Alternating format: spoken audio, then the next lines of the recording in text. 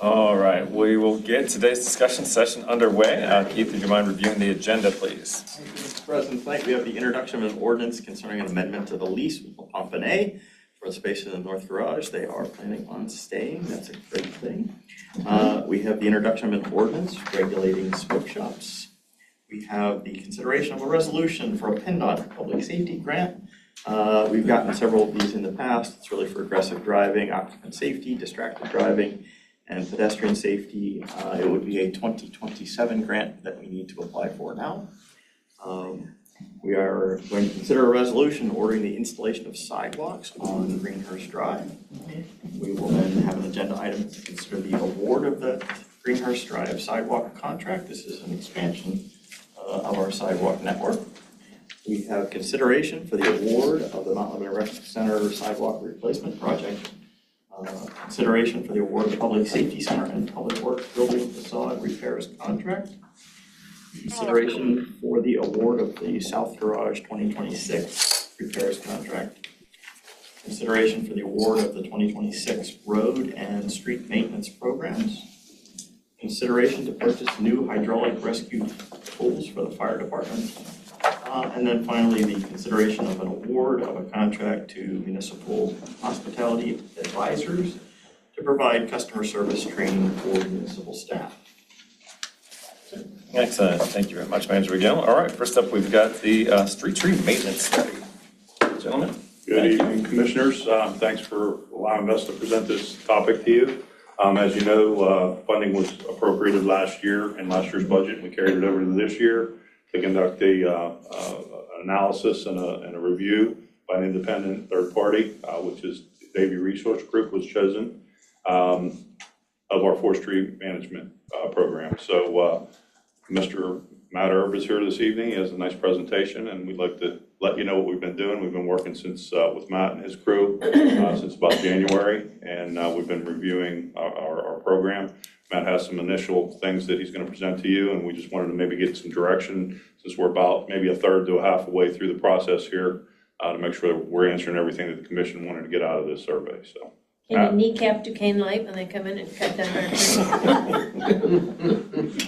Well, I will not tolerate violence during our meetings or threats of violence. Commissioner Swager Wilson. We'll do our best to address that in the management plan. But good evening, Commissioners. Thanks for having me here this evening.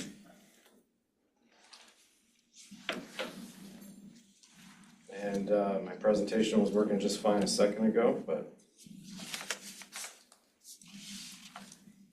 the way it always works. Mm-hmm. Yeah. You guys see how stressed people get in front of commissioners. I know.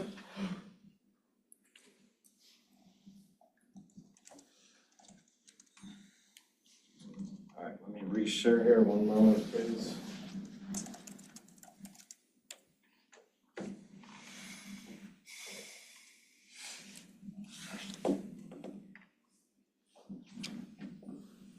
Okay, there we go. there you go. Just a little bit of lag time between my computer and the Zoom, but just real quick, Davie Resource Group, we're a division of Davie Tree Expert Company, so you may be familiar with our residential services. We do utility line clearance as well.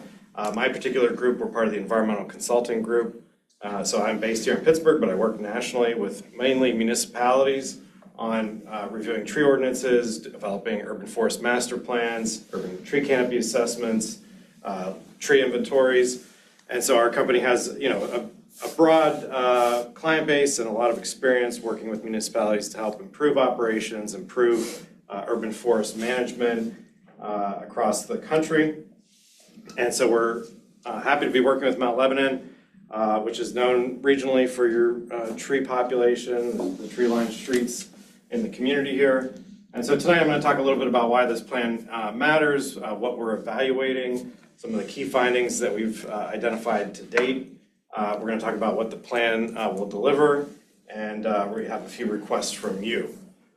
So the plan development, we kind of break it down into these three stages. We're currently kind of evaluating the current tree inventory that Mount Lebanon has that was conducted about 20 years ago. It's been updated by staff more recently. We're looking at the tree ordinances that protect and govern publicly owned trees in the community. And then we've been conducting some operations reviews. We've met with the Forestry Division, interviewed that crew and got their perspective on how operations are currently run.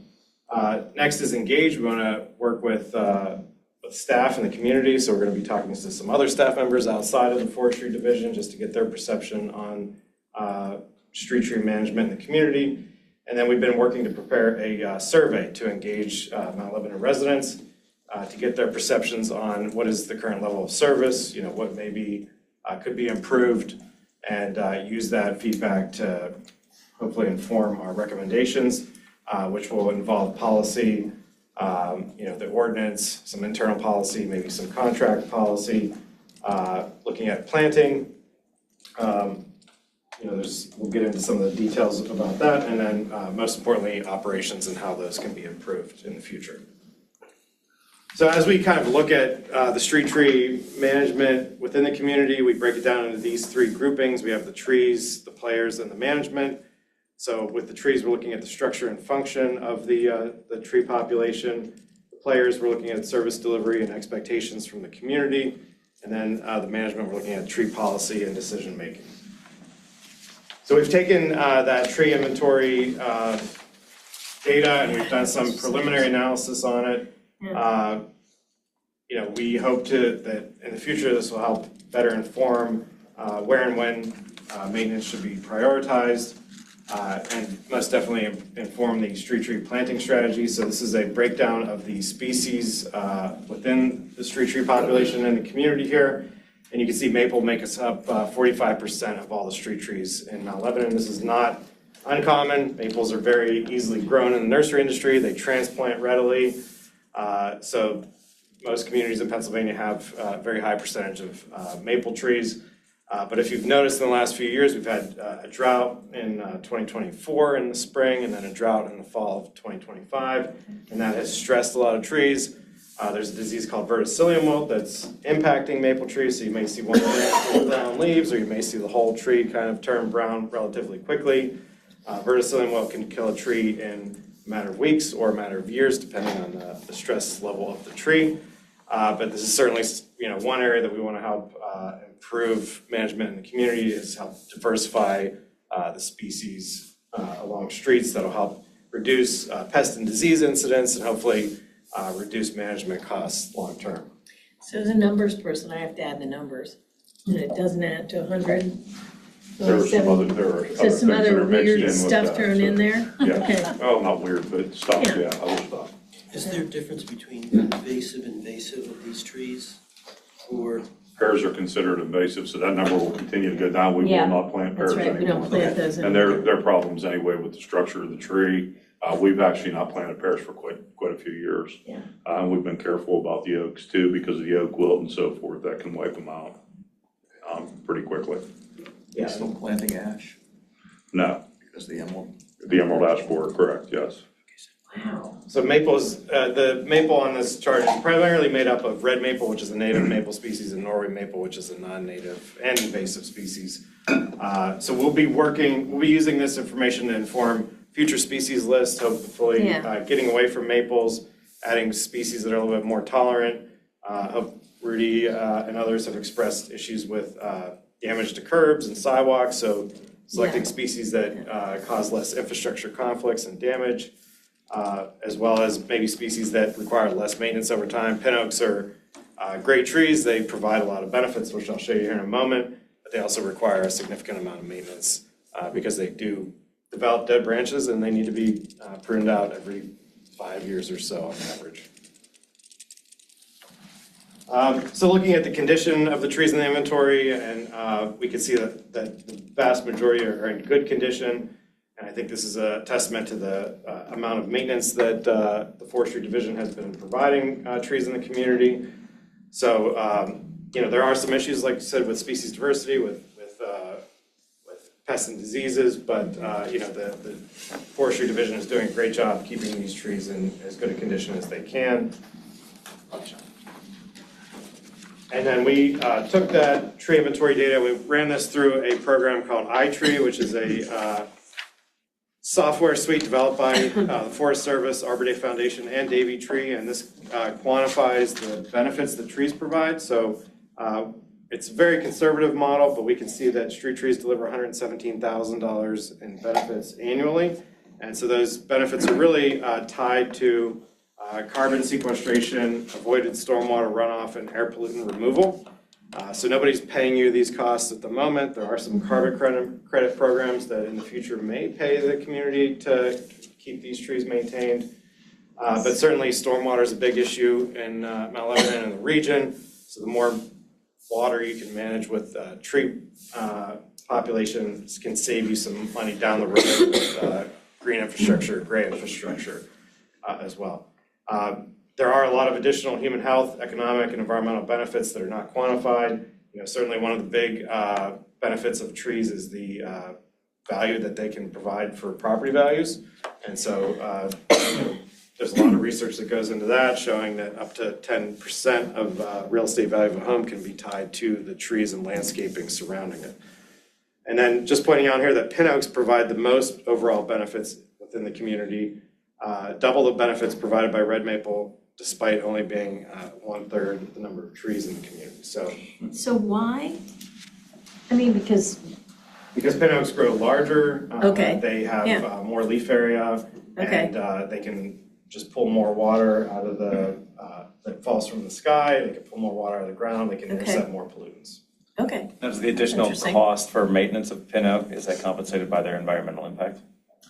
To a degree, yeah. interesting. And so to summarize the trees, so we have over 9,000 street trees in the community. The inventory has been updated by staff. The inventory is available on my Lebo to assist resident requests, which is a great feature.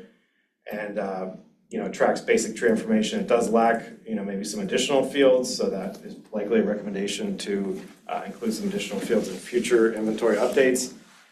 Some gaps and challenges, species and age class diversity exceeds thresholds, so increased risk to certain species, maple in particular.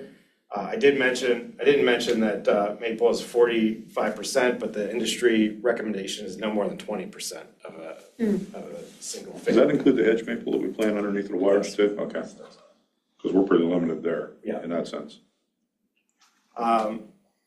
Maintenance recommendations are not included in the current inventory, and risk assessment framework is not included in the current inventory. So a lot of communities prioritize tree maintenance based on risk, and there's a number of different ways that risk has been quantified within tree inspections.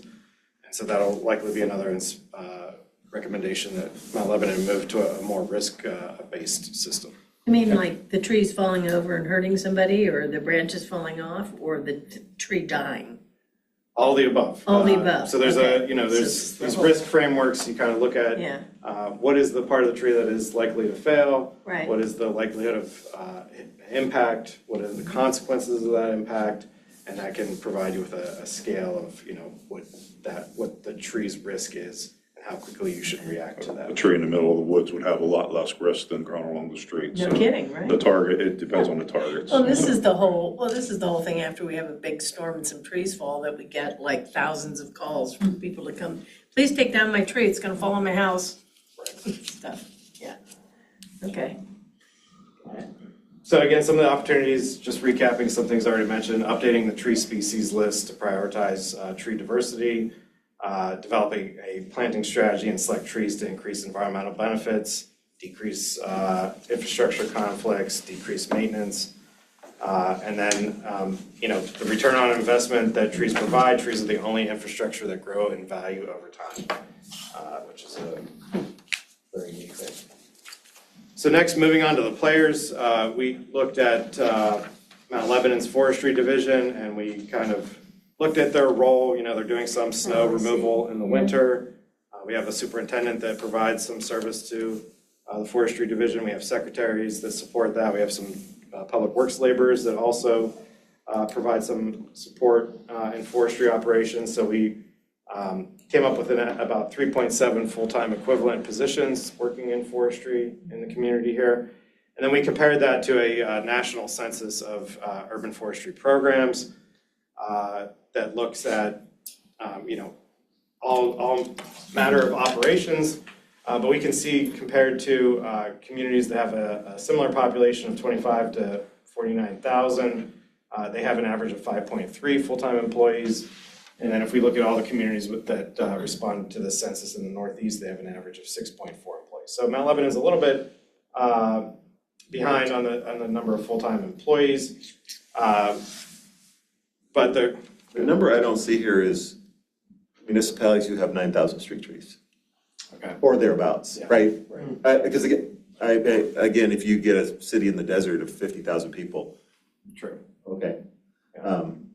Right, so that would be interesting to understand, because I suspect that this number undercounts the challenge that we have. Okay, we'll take a look at that.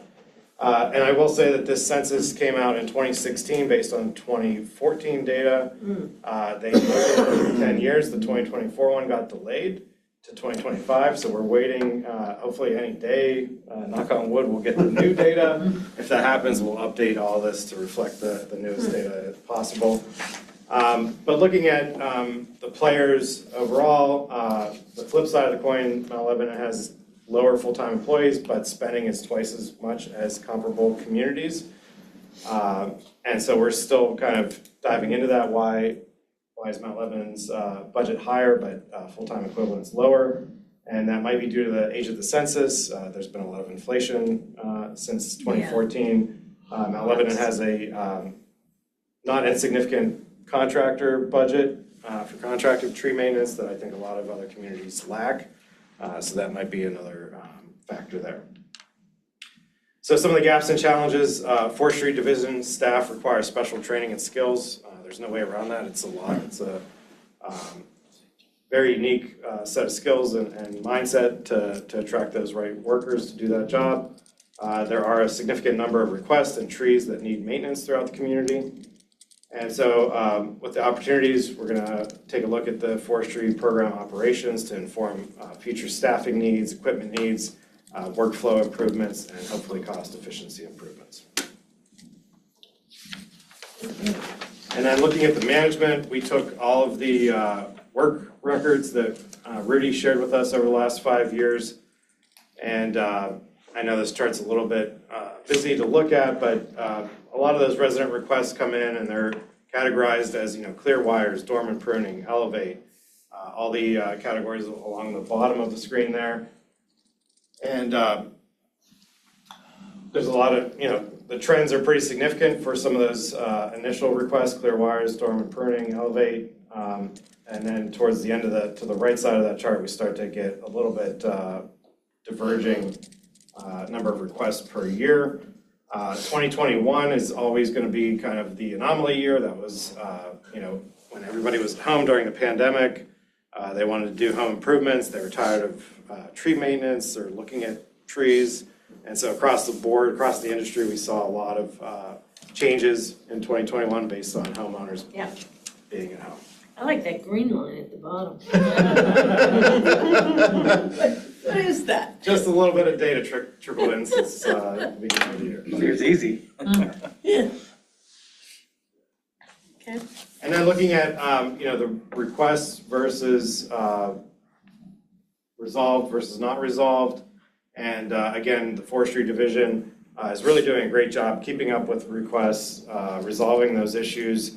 In talking with them, there are the residents that request removals for trees that are perfectly healthy, and really there aren't any reason to remove those trees. So that it might be a contributing factor to some of those not resolved removals. And then similarly with trimming, residents requesting trimming that just may not be necessary at this time. There's no risk, there's no obstruction, so. Some of that's cyclical too. So, we try to do the removals in the winter when the leaves are off the Right. trees and so forth. Right. So we're working on those right now. Sure. So that backlog kind of, if it doesn't need removed that day, that week, that month, we can push it back and do that at a certain time of the year. Better for the tree. Well, and it's easier on the staff too. We can get Sure. more accomplished because Yeah. you're not dealing with as much debris on the ground. So. Sure. Makes sense. And then we are looking at tree policy. We've taken the ordinance, chapter 19, and I believe chapter 16, looking at how the ordinance affects tree management within the community. We have a matrix where we kind of look for key sections in the ordinance. We identify whether they're present currently or not, the chapter that they're in, and then we maybe make some comments about how those particular sections could be improved or what they may be lacking. And so we're working with Rudy right now to kind of prioritize what sections of code might need to be improved upon, and then that'll result in a list of code improvement recommendations. And then also included in the management is public engagement. So we have some planned public engagement activities, a resident survey that'll be going out in the very near future, again, to gauge public knowledge and perception on the level of service within the community. We're going to be doing some tabling at events to speak with the public directly and gather feedback. So Rudy has a few of those events identified as possibilities. And then again, talking with staff outside of DPW to get their take on operations and management of street trees. And then commission meetings, we'd like to hear feedback from this group. And I plan to stay engaged. We'll be back within a few months, and then a few months following that with the final presentation. So just summarize the management insights and opportunities. We have stakeholders that include this commission, Department of Public Works, other municipal departments, and the residents of the community. Gaps and challenges. The current level of service is highly responsive, but primarily reactive. Yeah. So reactive work, it can be very inefficient and costly. There's a desire from the Forestry Division and Rudy to move to a more proactive approach, which is universal to all of our clients really across the country. And so we're going to be working on recommendations to help move in that direction.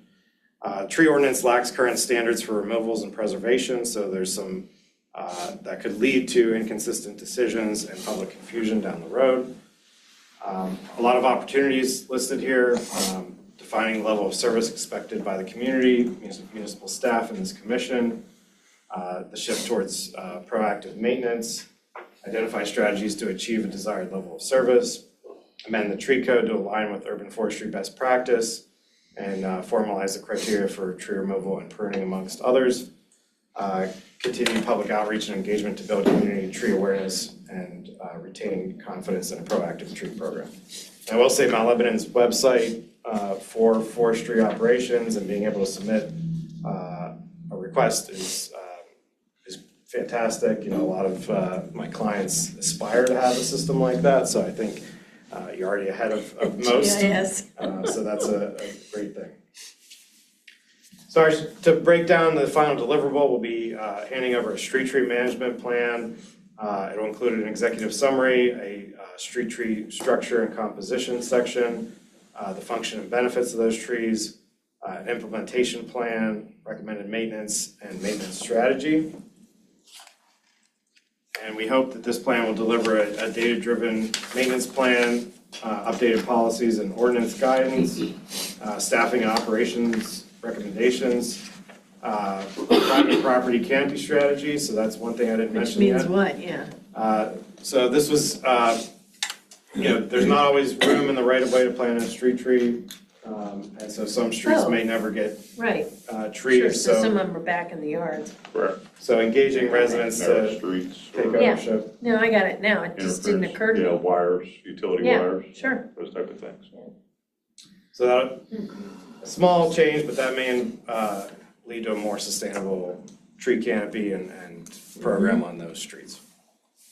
One of the challenges, I think, like Country Club, if we ever want to do a sidewalk there, is the old growth trees and how we deal with that. Very difficult. Take them down. Narrow the street. Yeah, or narrow the street, make it one way. So that's one of the challenges. We want to increase our walkability and our sidewalks, but some of the trees are in the way of doing that. Right along the curb, Mhm. just behind the curb, Right, over the curb sometimes. yeah, especially in a country club.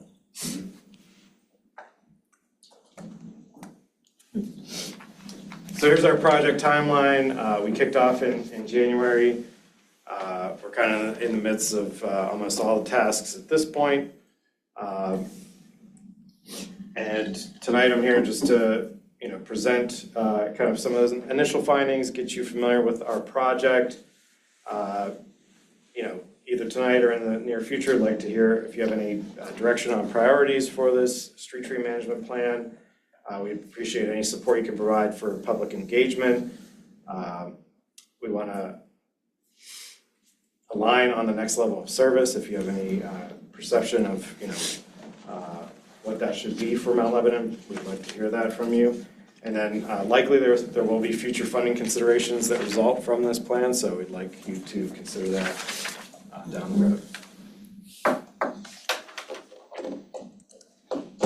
Questions? Comments? This is great, and like I said, when we walked in, I've been looking forward to this for a while.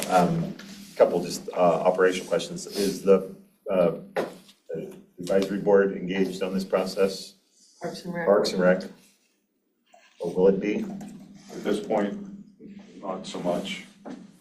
If we can, sure. Just curious, Yeah. If there's gonna be some opportunity for the advisory board to Yeah, we can at least do see a that, sure. draft. Yeah, sure. I have spent a lot of time researching how much value a tree is. But it's very difficult to get a number on how much a tree costs. And from a municipal perspective, that's one of the key factors. We all agree in Mount Lebanon that trees are valuable, 100%. But I think one of the first questions I ever asked Rudy was how much should we be spending on trees?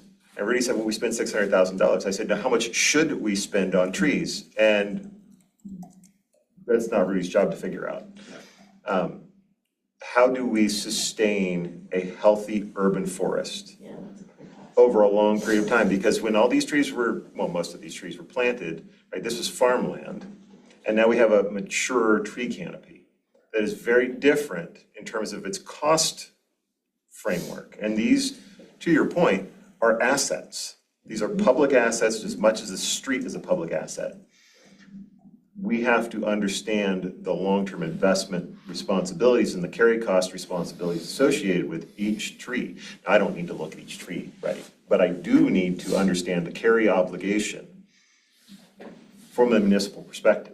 And that's not saying how many people I need to hire. There's lots of different ways to solve it.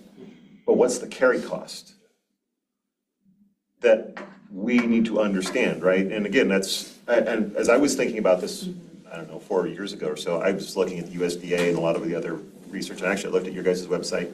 So I think you guys have a pretty good software platform too. Yeah. The maintenance cycle of each individual type of tree is different, right? The commitment that you have to each tree is different. So not only do I need to understand kind of that life cycle cost, but it's a phased life cycle cost. When I stick a tree in the ground today, if I'm gonna do 100 this year, I do 100 next year, right? How do I understand the aggregate carry responsibility through time? Because the funding considerations, right, typically will be, hey, we want to go spend X this year. What's the annual budget that needs to be expected going forward? And how do we get there? Well, and maybe that's not even a question you can answer, right?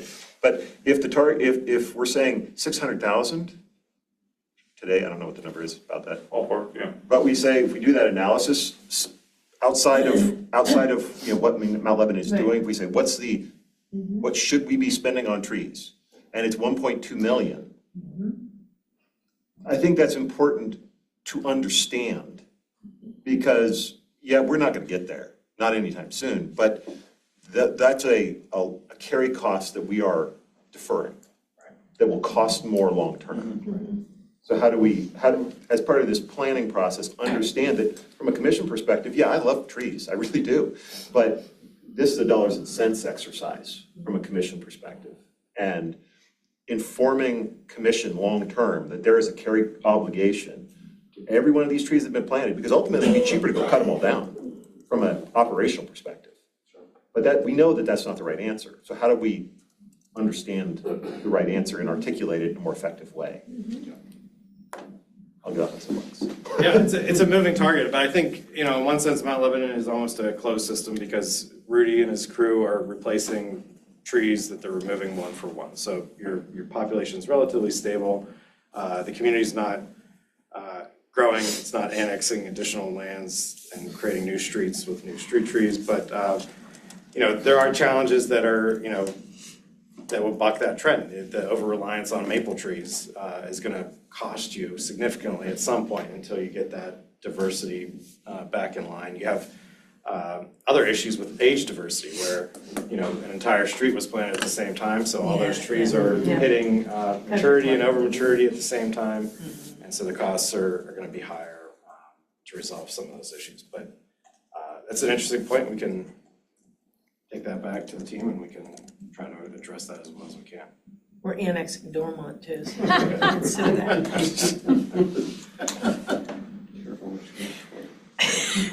Heard it here first. Jeez.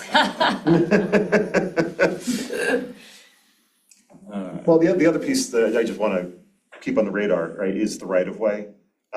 Yeah. Right, Yeah. because this is, and Rudy has articulated this to me many times, right? It's not just about what's up, it's what's down and what's on sides. And we are going through a whole active transportation process.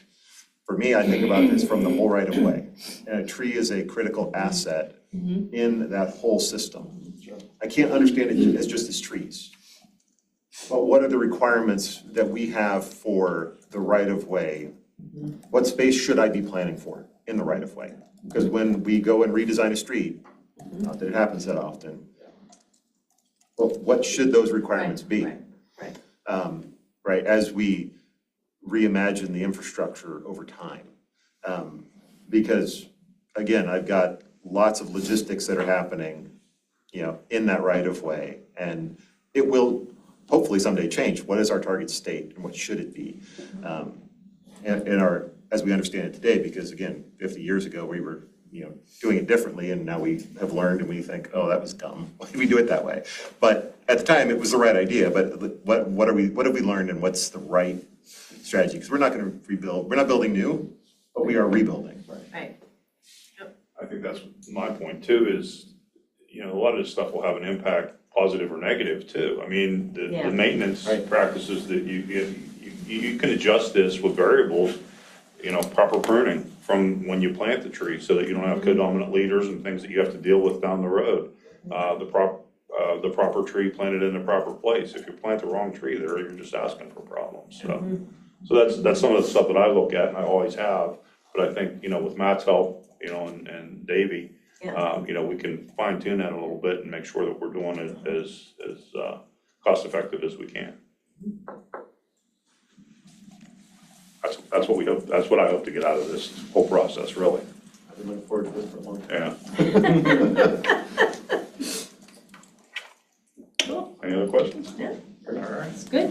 Thank you, gentlemen. I appreciate it. That's great. Thanks very much. All right, next up, we have an update on the Greenhurst sidewalk expansion. Here we go.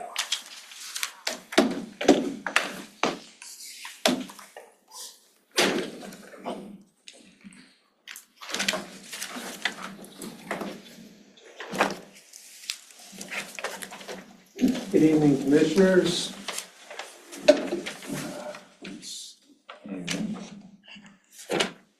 Do we have to take out any trees to put in the Oh, sure. Greenhurst sidewalks? I think there's, on Greenhurst, I think there's two, I think we have two. There's two trees? Yeah, not real large trees, I Okay. think there was two. When we initially looked at it. Well, we had two on Woodland, and it's one of those emotional issues with people that, you're taking down trees, but there's, considerations when you put the sidewalk in, and also to keep it accessible, the sidewalk itself. You can't sneak it through people's front yards. We're gonna look at that because you don't wanna plant something. Too close. Yeah, exactly. Yeah. These sidewalks are going right behind the curb, so. Yeah, they are. Right, there's gonna be no tree gap there, no tree line. Okay. It's going No, right not at behind. all. Oh, Yeah, they- So we're limited as far as the right of way goes to. Okay, I'm here tonight to give the commission an update on the Greenhurst Sidewalk project and hopefully move to get the award on that project tonight. It's good news. We're in the second year of the program. Last year, we did Woodland, which was a little bit tougher project because there were more trees involved, a lot more close quarters in terms of working area and so forth like that. So we're in a better position this year. Greenhurst was bid last month. It's in line to start, if awarded tonight, at the beginning of June, as soon as school lets out. And we're just installing typical Mount Lebanon 4-inch thick concrete sidewalks, room finish. There's no sidewalks there right now, so the contractor will have to excavate, put aggregate down, and then pour and form the sidewalks, complete landscaping as necessary. And these sidewalks, as most of them are, and I'll show you the design in a second here, they'll be close to the curb, or actually up against the curb. There won't be called the devil strip in between, that there'll be grass to mow in between. So consistent with what was done last year. This is just a photo on the left of the area along Greenhurst, so there is available area to complete the project. We're going to begin the project starting at Lakemont, and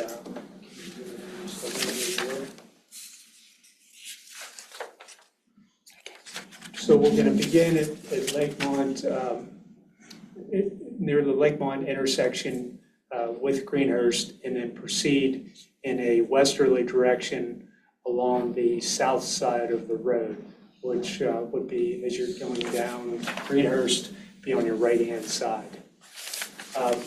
There's a match line here. This line matches to the next match line right here. The sidewalk continues down. We start to encounter driveways, and there's driveways that are planned for. Some of the driveways will have to go back and do either, this is a sidewalk, I believe, that abuts, comes to near the road from the house. This is a driveway.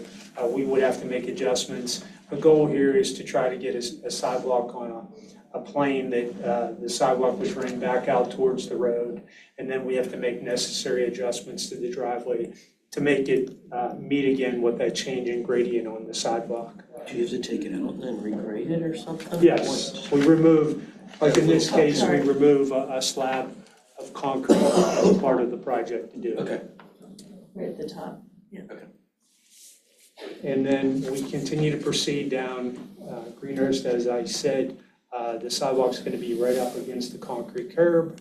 Then we go on to the next sheet, and we start to approach Lindendale. And at that intersection, we'll be doing some rework of the curbing here to allow for a new handicap ramp to cross the street. And this is the piano key, goes across the street, and then we again enter up on the next side to start the sidewalk again.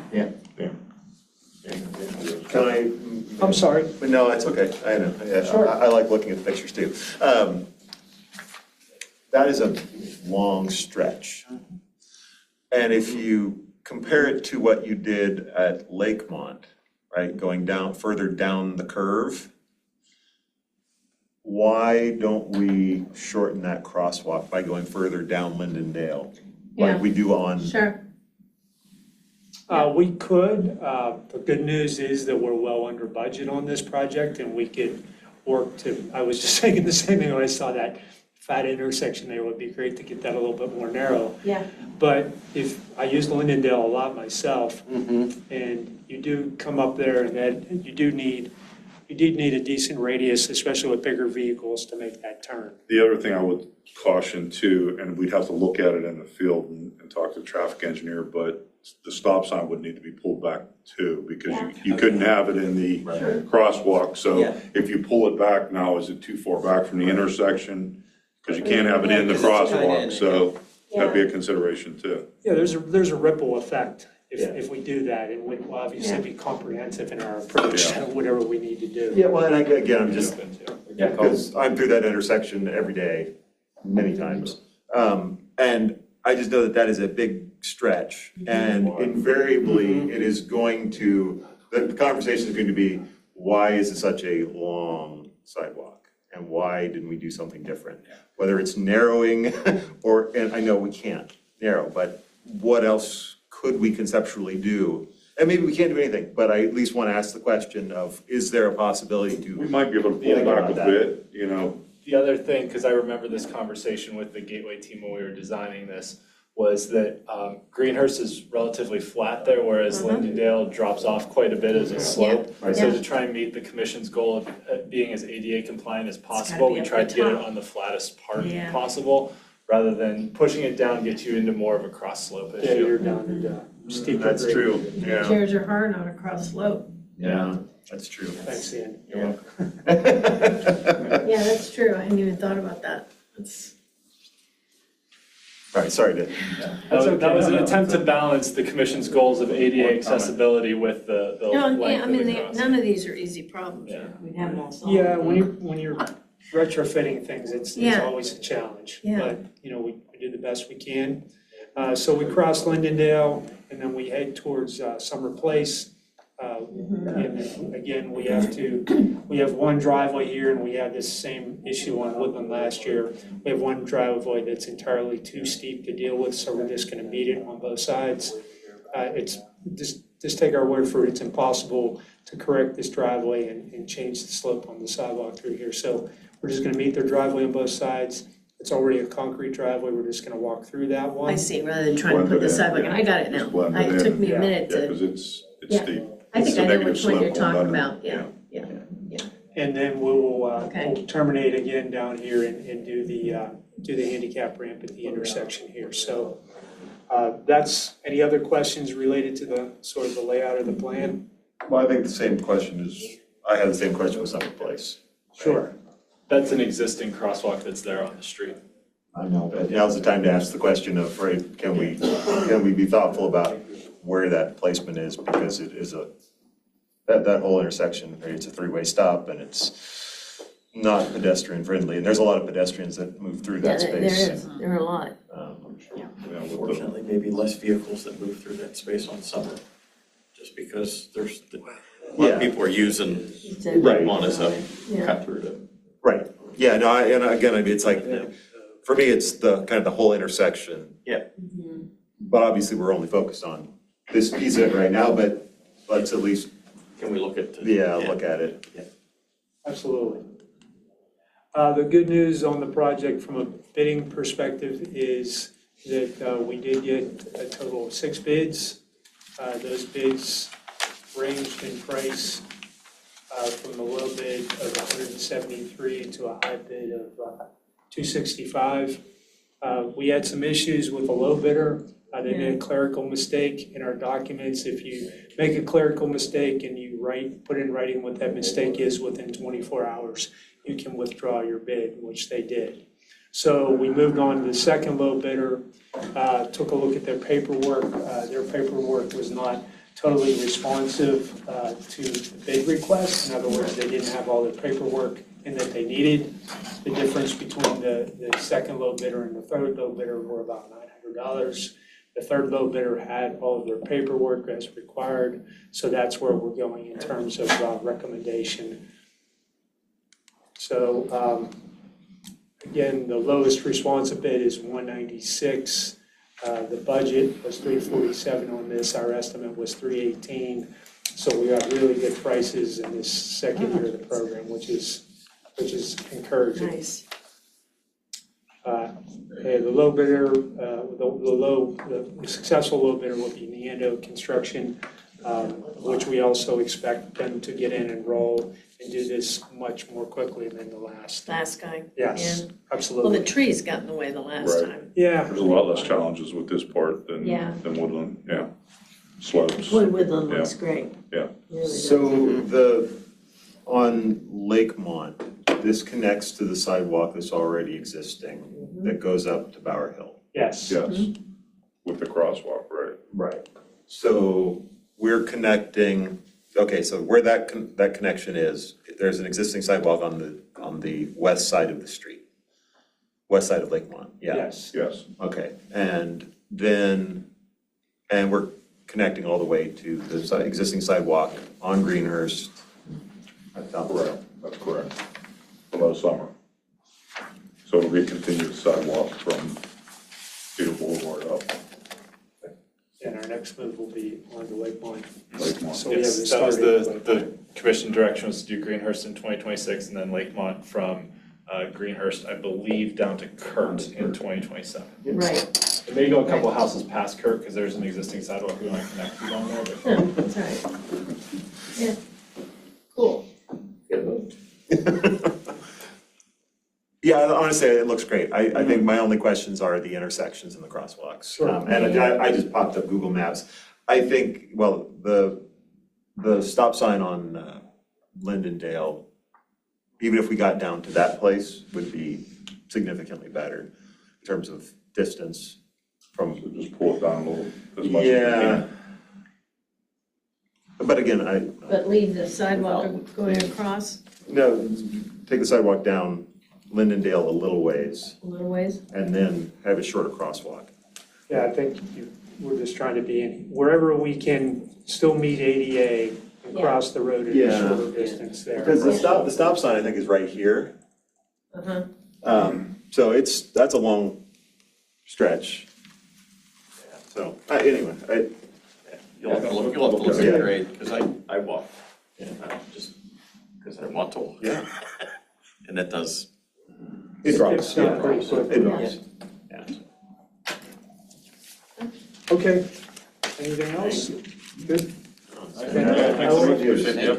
will note on Greenhurst, the commission has 2 agenda items tonight, one to approve the contractor and then one for a resolution to order the sidewalks in, which is what you have to do per our code. Part of that resolution is accepting the cost sharing agreements from the Right. property owners. 9 of the 10 property owners have submitted those agreements. The one that we have not received, we sent 2 letters to all the other property owners. We sent an extra letter last week to the one we hadn't heard from yet. Still have not heard anything from them, so 9 of the 10 property owners have submitted it. Standard procedure. That basically says it's going in. Yeah, I mean, at some point, you just have to do it. There's also nothing that prohibits the commission, should you get that Right. agreement in, Exactly, to extend the same. yeah, yeah. Which is what happened on Woodland. We were able to do that. Excellent. All right, consent order update. Well, no, we're gonna let Matt run through sorry, because that was the second part of that. Street vision, Oh, sorry, okay. Surfacing. And if he wants to steal time from Dan, I don't know how Dan feels about that for consent order update. We can always push that if we need to, but. Yeah, well, no problem. Okay. You can get the lookout for Matt too if you need to. Yeah. There you go. There you go. All right, so this is from the street side of things, so, this is probably the 3rd time we've been before you here for streets. I can probably abbreviate some to save some time for Denny here, but, that being said, as Dan, went through the sidewalk program, just wanted to go through the bid results for the 2 street programs. As first, we'll start with reconstruction.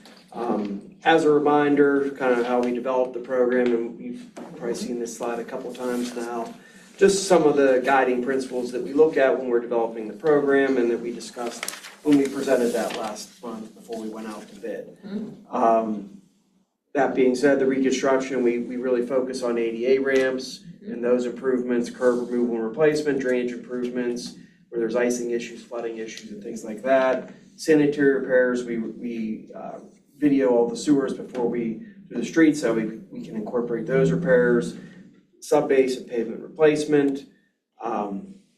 As a reminder, this sheet or this slide highlights the base bid streets, which consisted of Cook, Furwood, Hoodridge Lane, Peyton, Pembroke, Ruth, and the alternate streets of Austin, Glades, Ordell, Quest End, Terrace, and the Washington Road parking, which was through separate funding from the developer. Right. That being said, I know from the last meeting, Austin, I know there's some thought there for the mobility board. So although we took bids, it was one that we considered that we didn't want to necessarily move forward with that one because there was concern of maybe making that one way in the future for Commissioner Flynn. And then also on the Ordale Boulevard, after we went out the bid, and this highlights kind of our recommendations, but on Ordale Boulevard, we got a call from Columbia Gas.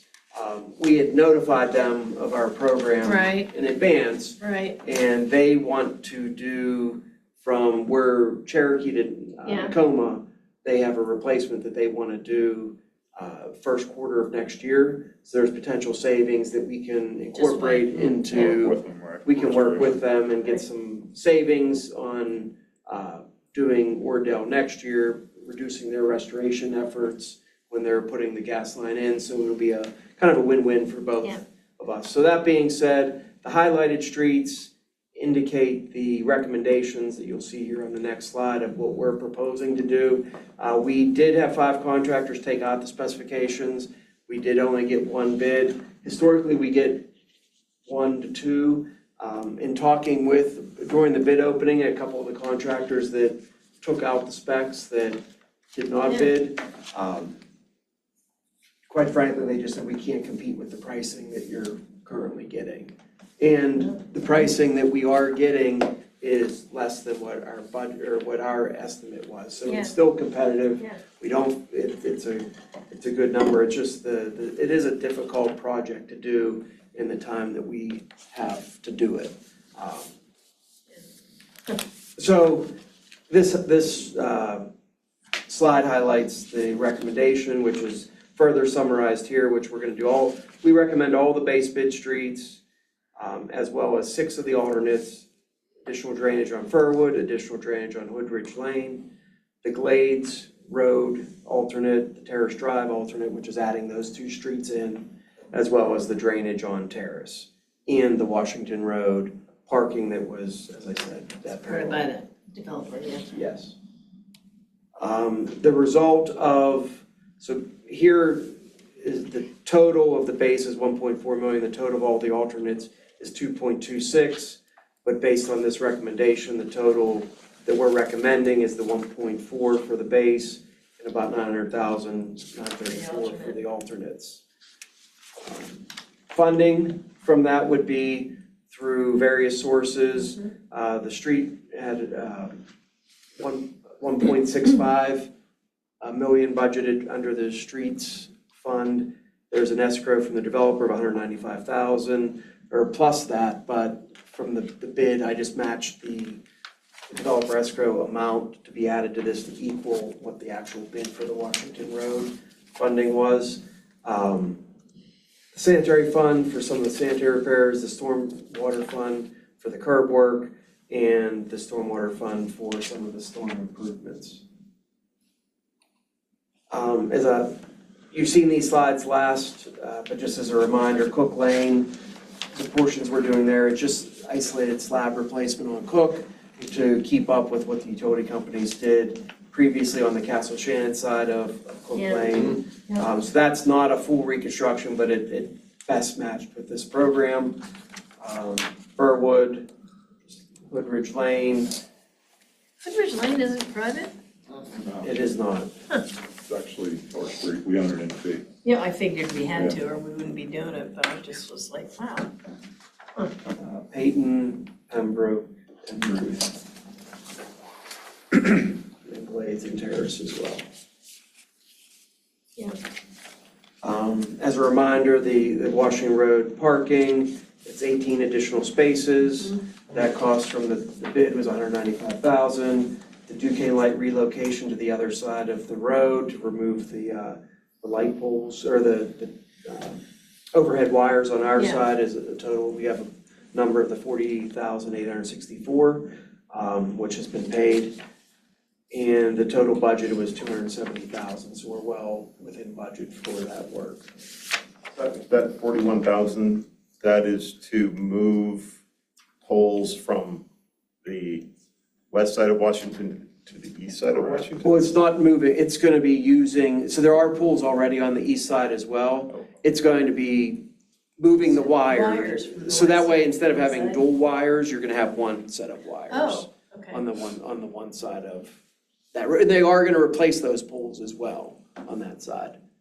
We're also going to potentially add a street light over on the other side. Yes. But we're not gonna let it interfere with the sidewalk, right? Sorry, it's one of my pet peeves, you As know? part of the overall plan, Yeah, that sidewalk will get relocated, the sidewalk that's on the Yeah. side where the 18 spaces. are. right. Yeah, I knew that gets That relocated. gets pushed back. Yeah, Yeah, Into- It's right here on this That- side. On property. the other side, there won't be any interference. with the Okay. sidewalk. We won't let them stick a pole in the middle of the sidewalk, which happens further down 19. I know, it does. It's just, So the blue is where the new sidewalk is gonna be, and then the yellow is it? yeah. This is always fun. It's pink and green to us, Pink but and green. Okay, the blue and the yellow, or the pink and green, whatever your choice is. Really preppy. The pink and the green. So that'll be the Yeah. reconstruction program. That is on the agenda for tonight to award to Neendo Construction for that program. As Right. you're probably all well aware, they've done the reconstruction program for many years, in the past with favorable results. The street maintenance program, as a reminder, the base bid included Academy, Beverly, Broadmoor, Scrubgrass Valley Park. The alternates were Bower Alley, Bower Hill, Archdale, Marshall, North Meadowcroft, and Sleepy Hollow, as well as utility repairs for sanitary work that we did in the streets that we need to do some mill and overlay on those areas. We did receive 5 bids for this contract out of 6 contractors that picked up the specs. Mealy and Mealy, who was also our low bidder last year, they were the low bidder. We recommend awarding all the base bid streets and 3 of the alternates, Marshall, Sleepy Hollow, and Utility Patch, to best align with our budget that we have, and on need as well. That being said, if you look at the bid amounts, the estimate and the budget amount, we're recommending award of about $691,000, budget's about $698,000. That's funded from both the straight mill and overlay budget, which is $555,000, plus the Scrubgrass traffic calming. There was a Yes. separate line item for Right. that, which is included in this Right. bid, so that was, that makes up that difference Right. there. And then, at the end of the day, we are gonna have, this is a liquid fuels funded project and partially funded project, which they'll, 305,000 is anticipated for liquid fuels from this program. When the price of gasoline goes up significantly, does that hit our, So it does, well, just curious. from a contract side of things, the way, and I think I mentioned when we presented last month, the asphalt index is what we have to follow, so Right, at and I the know time that's of bid. oil-based, yeah. Yeah, so at the Sure. time of bid, I Yeah. just looked at it before coming here. Yeah, At the time of bid to now, it's gone up about 9%. So anything over 10 is Yeah. when we have to pay the differences. difference in the, but remember, it is on the percent of asphalt content within the mix. Right, Which oftentimes the wearing course is like 4% asphalt. Sure, yeah. And it's only on the percent increase, so it's Right. not the whole thing. the whole Yeah, got thing. it. Yeah. But we will be monitoring that, and obviously, not sure what the price will do. I don't think anyone knows right now, so we'll, now this, the mill and overlay program is done during the school, Right. when school's out, so we have a few months yet before Yeah. that will take effect, so hopefully things stabilize here again and, Well, it's stabilized. the mill and overlay program is much quicker, obviously, than the Yeah, reconstruction. yeah. it's usually, Yeah. it's usually like a 2 to 3 week process for the mill and pave. Yeah. There's usually a week of ADA ramp work initially, and then when they come in and pave, it's usually about 3 weeks. No, that's- And once again, just some of the academy, just pictures from that you Yep. saw last time. Scrubgrass, it's just a reminder of what we're doing on Scrubgrass. We're narrowing the lanes, we're creating a walking area within the parkway here Yep. where there currently is not one to get up to Right. the sidewalks that go up to Old Hickory, or the sidewalk that goes up to Old Hickory, or the stairs to Old Hickory, and just the delineators and things like that. We need to mention that at mobility boards so that they get that update. I think that's important. Yeah.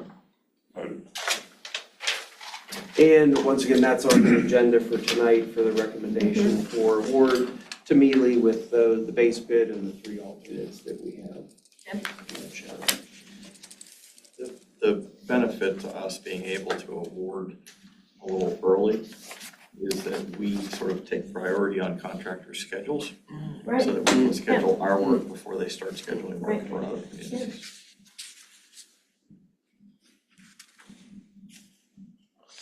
I'm going back to the whole transferring the wires. I just want to make sure I understand what's happening there. So the poles are staying, but they're being moved in to the property, or in from the street, or out from the street. So is that, the poles that are there right now are like the old metal poles? Right. And they're gonna remove those poles and Okay. put in new wooden poles On the east side, on the east side, yes. okay, And all the poles on the west side will be side. removed. right. And then coming up Oak, basically coming up Oak Way, it's gonna cross over right there, run up along and the, front of, and Pamela's in front of the church and whatnot, and then connect back over at the Bower Hill Road Mecca and all that, location. yeah. Got it. It was something the developer never followed through on, but anybody that's gonna develop that property, this is a benefit to it. Yeah, And- yeah. And we paid Duquesne Light with the money from the developer Right, to do this. to do work. it, okay, that makes a lot of So it sense. makes it a better. Yeah, makes it a better more parcel, developable whole site. yeah, sure, makes sense. But we do have a plan from Duquesne Light of that. Oh, yeah, no, I'm not questioning, all right? It's more just Because it was their understanding, design, yeah. Yeah. They- that we can pay Duquesne Light to move things, and that's a possibility. It's better when we're Yes. using other people's money. It is, I freely admit and would agree 100%. But it is possible, they will move things for a price. And then, so it was paid, and then it gets it on their work schedule Uh-huh. with the goal that they were gonna have their work done before May, when we start our project, like May 15th. Yeah, each time. are they going to? That's Done? the plan. Oh, yeah, well, okay. But at the same point, we do have, our contract goes to October for the Sure, reconstruction. yeah, Not that we and wanna it's wait not- till October, but at but the same still, point, we do yeah. have a 6-month window. That's Okay, probably one we're gonna want to time for school because of St. Bernard's and so. Yeah, We exactly. wanna do that in Yeah. the summer. wanna get We it want to make done. sure when, school's out. Mm-hmm. There's a couple that one. Ruth is one too, we will have There's time to another one that run we school. definitely have to get done. Agreed. Do you know how Duquesne Light determines how much that costs? They'll do a full design on it. We met out there in December with them and showed what we wanted done to accommodate this design. And then they go back, their engineering group goes back and draws it all up. We, basically from there, it goes to their people that put the numbers to it, and that's where it's down to the 21 cents for the over. It gets down to the last penny as far as what it costs. Yeah, no, again, for me, it's more just interesting to understand. Yeah. Yeah. The process, Anything that else? Duquesne Light has, a process in place where they will do And they this. use and- all in-house engineers Yes. to do all that, okay, it's interesting. We've experienced the process before when we did the public safety center. There was a pole that we needed to have relocated. So they gave us a price to do that. They were not showing up as quickly as we needed them to, so we may have That seems suggested a that little bit. we had a fire department that loved to use chainsaws. I see nods somewhere in the back. They came out very shortly thereafter. The one tricky thing with that too, though, with Duquesne Light is that if they go into quote unquote storm mode, like Yeah. if there's Oh, yeah. everyone, They all always- their design people and everything go into storm mode Yeah. and don't I do get anything but Yeah. storm well, mode. And Sure. once they come out, then they go Yeah. back to And that makes sense. I mean, being without electricity really Yeah. sucks. So while Denny's making his way up, Yeah, the other piece of information that I put in commission packets Yeah. was something that we started 4 or 5 years ago, which was basically to give the commission information about sort of the process Yeah. and resident notification, so you can see on there Yes. where the 4/14 date. right. So assuming that those agenda items pass tonight, Laura will notify the contractors, we'll communicate the roads being impacted by posting it to our website. And then we'll send notifications out to the impacted residents. Really, at this point, just directing them to check the website for updates, because at this point, we don't have schedules yet. Right, But sure. at least we're trying to get out as soon as possible for notification, so that residents are aware, hey, my street's gonna be worked on, I need to pay attention to the website. And you will get complaints about that. Well, I always say, well, I'm sorry, we're supposed to call you individually, you can't check the website. Snarky. again, we've been very fortunate, Lando is very accommodating as a contractor. Yeah, they are. They will work to, if people are moving out of a property and they need access or they have other things, they find a way to get people in and out, so. And there's always access so emergency vehicles can get in during the construction. Correct. Always. Anyway, Hi, how's it going? great. Good. It's good to be in front of you all again. I know we got a couple different commissioners, a couple new commissioners. Again, we're here to talk about the consent order and our sewers. So I can be quick for you. I'll go through some of the background a little bit quicker. We've been over it a number of times. I know Commissioner Petty sat through my Sewers 101 at the newly elected officials course. So we've got a, Very informative. yes. It's interesting. And we'll just go through where we're at now, some of the projects that we've been through recently, where we're at in the process, and what's coming up next.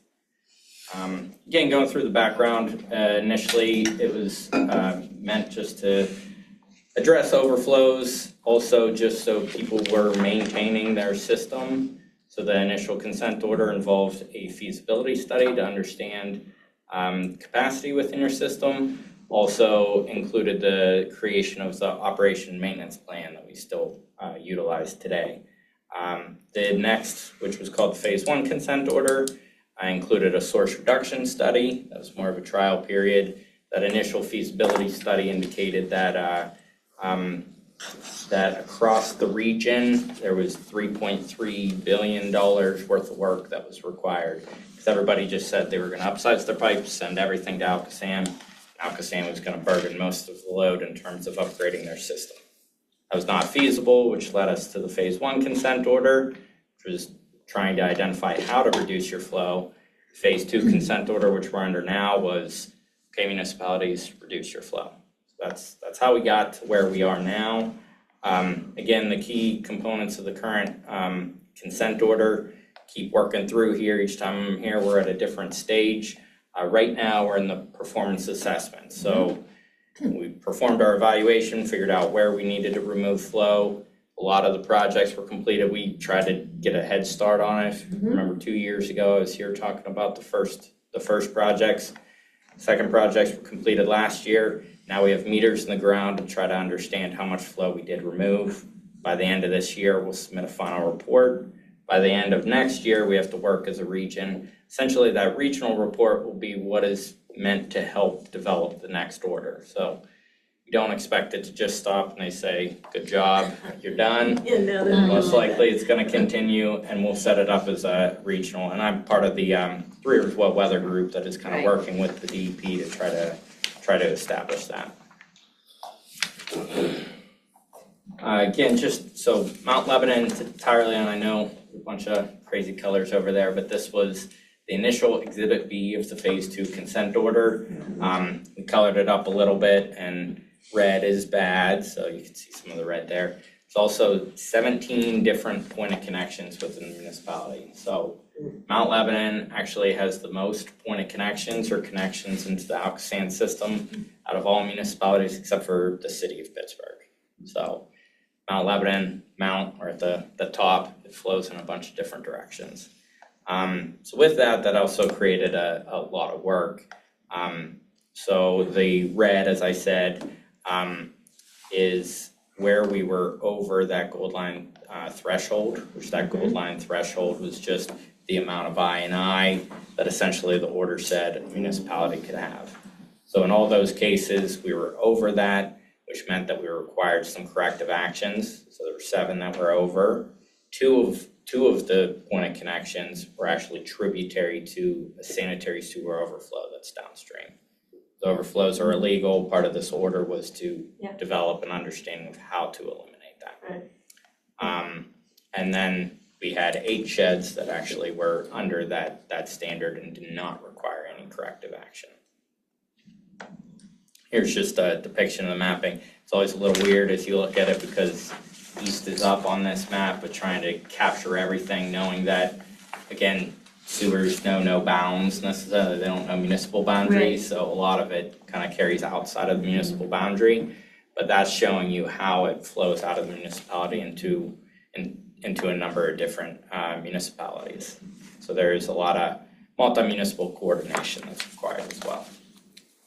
So as part of this, as I stated, anywhere we needed a corrective action, we needed to provide source flow reduction projects in order to get us below that gold line standard. We at least had to have a design that showed that we would get below that gold line standard. The 2 areas that we were tributary to and downstream overflow, the requirements were either you eliminate that overflow, which isn't as easy as it always sounds. In one case, actually, we were able to eliminate the overflow because it was found that it was not active overflow because there was a change of upstream flows to it. So that one was simple. That one was just, it was being given to Alcosan as part of the regionalization. And so we just told Alcosan that can be eliminated as is. So Alcosan's going to handle just eliminating that overflow. The other one, the requirement from Mount Lebanon, again, was just to perform a minimum of a 10% reduction, which that was the minimum project to be completed. So with that, it added into the source flow reduction projects that were required.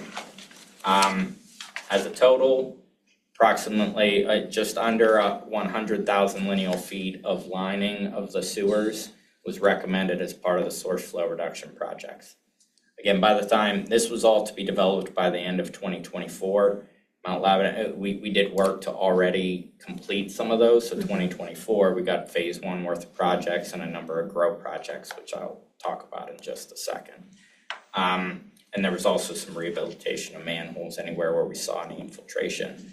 So the required removal was about 360 million gallons per year. The anticipated removal was actually much higher, and that's just because there's a lot of additional lining that we've done in Mount Lebanon in addition. So that's one thing working with Rudy. Rudy's always, the goal is to line the entire system. We're talking about a 60 to 100 year system. Yeah. So try to rehabilitate it as And best you're as just possible. measuring that now, so we still don't know how much we've removed, right? Yes, and I just wanna make sure I had it right. yeah, we're still working on to Yeah, figure it's out fine. exactly how much, but again, the anticipation is Yeah. about 450. And then, as we're talking about here, there's a number of different projects and contracts that we've had along the way. Will we get gold stars for being over? I don't know what they're gonna give us, we'll see, because I'm sure that there are some people that haven't kind of Oh, tried you as know hard there and are. start Good heavens, early. yeah, it's expensive. We certainly hope that with the next consent order that's Yeah. taken into Consideration that we, I agree. And that was one thing, and I remember coming to a meeting previously, and the commission said, well, why do just the bare minimum? Because again, the bare minimum was reduced by 10%, but in some cases we said, well, why not reduce lower if that standard's gonna move down too? sure, yeah. Right. So again, construction, there was a couple, the GROW projects, and that was funding through Alcosan that we've had. The 7 and 8 GROW, that was in 2024, 9 and 10, that was in 2025. Beck Snyder project and a larger capital project was completed. It says 90% complete, we just have some punch list stuff that we're still working through the contractor there. This is just showing the progression. I think I was here in May 2025. I was able to show this. We were, just a portion of the way through. As of December 2025, about 60 or so % complete. And then this is as of April 2026, and again, small sliver left. You can see the actual location of the pipes throughout the system. As of now, the last little bit is just punch list. this is kind of the main slide of the day. This was something that, Dan really wanted. He said, let's show a visual of how we've kind of progressed Right. along the way. We talked about even showing a separate manhole that had the dollars in it too, filling up the manhole as you went. But in this case, this was more about draining that manhole, getting some of that, the sewage out of there. So again, the initial required removal of the 361, the anticipated removal based on proposed projects was the 451. Anticipated removal, again, is about 445, and that's based on work actually completed, as well as kind of preliminary results of what was actually performed. And then the 300 million gallons per year that's actually removed to date, that's just based on the work that was completed by the end of 2024 and our post-monitoring analysis for that is already complete. We already know that we've made it a good ways towards this reduction. Again, there's some additional work, so I always want to leave that caveat that we do have to take all this information back to 2008 and complete a comparison in that sake. So that's what we'll be doing by the end of the year. So there may be some adjustment there, but at least things do look promising as of right now. So at the end of this year, we should have a better idea as to actual reductions and actual reductions compared to 2008. So you just have to compare rainfall from those 2 years too, just because it may just be that it's drier year now than it was then, and that could show some differences in the result. Again, with that, we can go through some of these. I don't need to go through all the updated plans, Keith. I know you guys need to get going shortly. But just going through, this is the monitoring program that we're under now. I think that last time I was in front of you, we talked about that because we were looking to get the okay to proceed. At the time, we talked about an anticipated cost, which I think was more like $120,000 or more. That cost has been greatly reduced because we were able to work with Alcosan and got Alcosan to take over a number of those meter points. So with that helps. We'll still be doing the back end analysis and review of that in order to develop that report at the end of the year. But that is helpful along the way. And this is just a map kind of trying to show the location of those. It's very, very convoluted. There's a lot going on there. But again, showing kind of the meter locations throughout the municipality. Essentially, we're recreating what was done back in 2008 was the basis of all those, flow limits. And so we wanted to recreate that as closely as possible so that we had something to directly compare it to moving forward. Again, here, this is a good point to touch on. We've been able to get a lot of funding over the years for this, and I know I just sent an email to Andrew while we were sitting here tonight because we're working on getting some of the reimbursement for the funding. But overall, there's been about almost $12 million worth of cost that has been awarded in terms of the GROW grants, so green revitalization of our waterways through Alcosan. So we've been very successful in that year over year, and even, like as I said, Rudy's kind of pushing to get more and more lining. We've been able to, even the other lining that we're getting to, get reimbursement for some of that cost along the way. And then the small water and sewer grant, that was for a specialized project that we had. It was an overflowing structure, and there was some additional work that was required there, but we were able to get a nice grant associated with the small water and sewer grant through the CFA or the state. So some key takeaways, again, just this goes beyond just what is required within the consent order. It does have significant benefits to the municipality. And again, they've been able to leverage over nearly $12 million worth of funding in order to proceed. What's next is just the analysis, that final report, and the multi-municipal collaboration to work on what that next consent order will be. And then this is just an overview of all the GROW grants that we've gotten over the years. In GROW Cycle 12 was just recently awarded. We were aggressive in that just because the point was, hey, we've been so successful, let's keep applying. There's a handful of letters of intent, that's the LOIs, that were rejected. And the rationale from Alcosan were just because we have ongoing metering in those Right. areas or ongoing projects that are working to be closed out. And similarly, the Grow Cycle 13, which is, we're in the middle of that now, those would have been due in June. Alcoasand said, just take a pause, wait until those other projects are totally closed out, and you can reapply for the Growth 14. So even work that we do in the meantime, we could always look at getting reimbursed for that after the fact. Growth Cycle 11 was actually one that we got awarded mid last year. That was a big one because that was a lot of reimbursement funds, so about $500,000 worth of grant. We had to give back a couple of Grow grants from previous, but that was because we just embedded them all into this grant process and we're able to get a reimbursement of over $500,000 for that. The Growth Cycle 12 projects, as I mentioned, we did have a couple that were approved.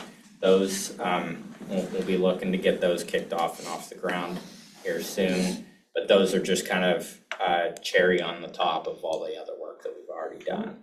And then we'll be set up to apply for future Grow grants, either with some of the other work that we have proposed, which again is just getting a head start on the next order, as well as taking into consideration some of the ongoing lining. Won't get into each and every one of these. These are kind of future projects, future reimbursements. And then we do have a handful, again, the operation and maintenance work is still ongoing, so we do have some of those projects being completed. Actually, those were just bid recently, I think last month, those were awarded through commission. I think that we know that the program project is coming to an end. Without saying they borrowed money to do that and bonds to do that, so I think we don't know what the next order is going to be. So, it could get more complicated and more costly depending upon where they go with it. So we're just being cautiously optimistic. We don't know what the next order is going to be, but Dennis is going to be embedded in the committee and hopefully he gets us a good result. Yeah. And I think this is phenomenal. I mean, Yeah. we have really done a tremendous amount of work. And I don't think people realize how important this work is and what we've done. It's really, when we're talking about being sustainable, we ought to be mentioning this because it's not just that we can't electrify our fleet. Look what we did do. Right. So, I mean, it's a real success story. It really, kudos. We see tremendous reductions in our responses. Absolutely. I mean, when a line's lined, you can't get any roots in there anymore, You there's. can't. I mean, it's There's not water really good. infiltration during the heavy rain periods that we Yeah. see a reduction. Fire departments even said that, so, yeah, it's very noticeable, absolutely. It really is. It's really good work. I One thing appreciate it. actually that we found along the way, a lot of it that initially came up as infiltration, we found a number of water line breaks as well. Yes, We're able sure. to kind of get that, Of where course, yeah. that water was making its way directly into the sewer system. And they had so- no idea it was leaking there. No, of course, and high water bills Right. and da-da-da, yeah, this Well, is, just wasted water, Yeah. I mean, going down the drain. yeah, And overloading the system on the back end too, that's right. once it gets down to Yeah. opposite, so. Yeah. No, this is great. I really, when this first came out, this speaks to my age. This is when we were talking about putting those big tanks on the sides of the rivers, you remember, to hold it all? Which would have ruined one of the best assets we have in this city. I mean, this is really good that it turned out this way instead of what it was going to be. Well, and then when the whole communities like Mount Lebanon Yeah. up and say to the EPA and other people like, Yeah. hey, these are the successes that we've had. So I think that's why Dennis has been able to get so much Yeah. money through the Grow Grant program. And they're seeing results, so they're happy. Yeah, and it's nice too, just because that's not a grant that is only going to, certain municipalities. It's a grant that been able to work towards and, been able to leverage to a lot of work. Good job, thanks. Yeah, thank you guys. Really good. Thank you all. Probably don't have enough time to go through advisory boards and committees, so we will just reconvene in commission chambers in a couple minutes.